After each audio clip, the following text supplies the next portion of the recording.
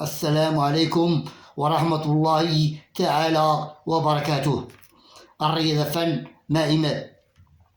الله يحفظ لنا ملكنا محمد السادس، والله يطول لنا في العمر ديالو، والله يخليه لنا، والله يحفظ دولة المغرب كما حفظ الله الذكرى الحكيمة في البطولة الاحترافية في كرة القدم في قسمها الثاني، الجولة العاشرة، المقابلة لجماعات بين فريق الرصيد البيضاوي وفريق اتحاد الإسلامي الوجدي. كانت رائعة جدا وممتعة وفيها التشويق والإثارة والمتعة والفرجة، وكانت فيها الروح الرياضية والأخلاق العالية بين الفريقين معا، بين الرصيد البيضاوي وفريق اتحاد الإسلامي الوجدي. كانت فيها التشويق والإثارة والمتعة والفرجة بين الفريقين معا، وكل فريق يبحث على نتيجة الفوز. لا فريق الرصيد البيضاوي وفريق اتحاد الإسلامي الوجدي كانت رائعة ومتشوقة وغادرة من الأهداف بين الفريقين معا. النتيجة النهائية لهذه المقابلة: انهزمت الرصيد البيضاوي في ميدانها وأمام جماهيرها أمام فريق اتحاد الإسلامي الوجدي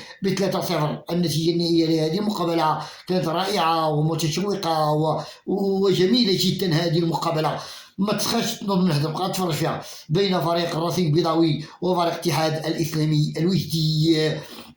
كانت في الفرجة والمتعة والتشويق والإثارة، وكانت جميلة ورائعة هذه المقابلة بين الفريقين معا، وكانت فيها الروح الرياضية بين الفريقين معا. أعانكم الله وحفظكم الله ونوركم الله. ما تنسوش ديما مغرب. السلام عليكم ورحمة الله تعالى وبركاته.